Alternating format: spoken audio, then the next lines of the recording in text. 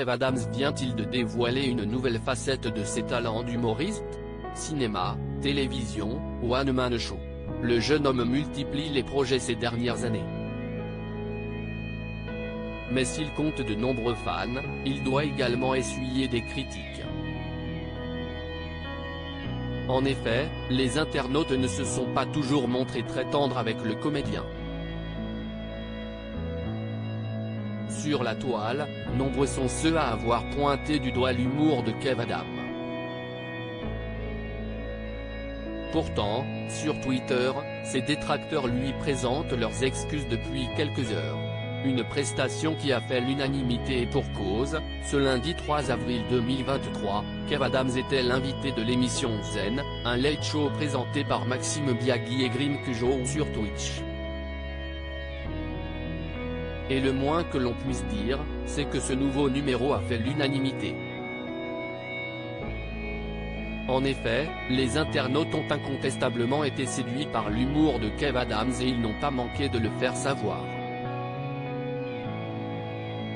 Preuve en est avec ces quelques messages postés sur Twitter.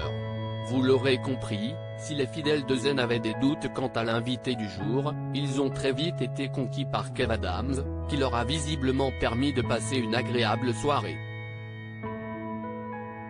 Une soirée au cours de laquelle il n'a pas manqué de revisiter la série qu'il a propulsée au rang de star, à savoir Soda.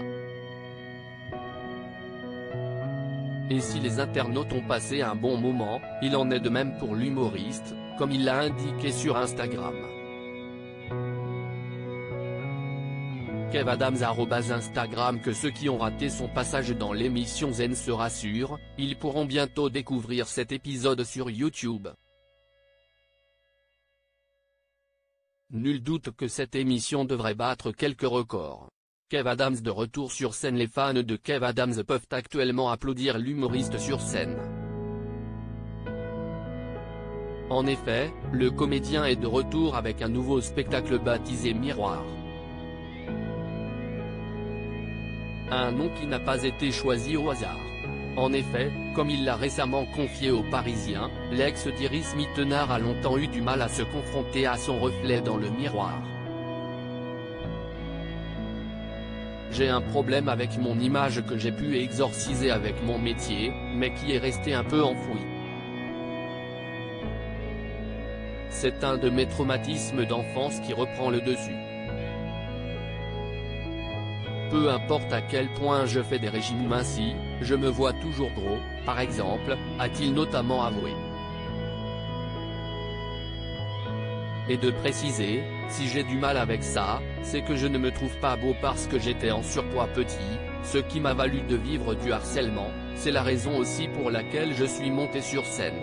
On parle de beauté, ça touche à la séduction, à mon rapport aux femmes, à ma difficulté à passer des étapes en couple.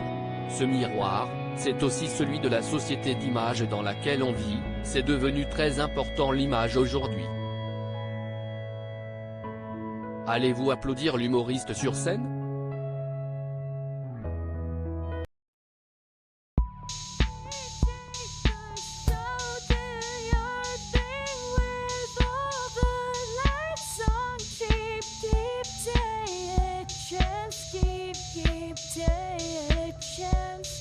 You can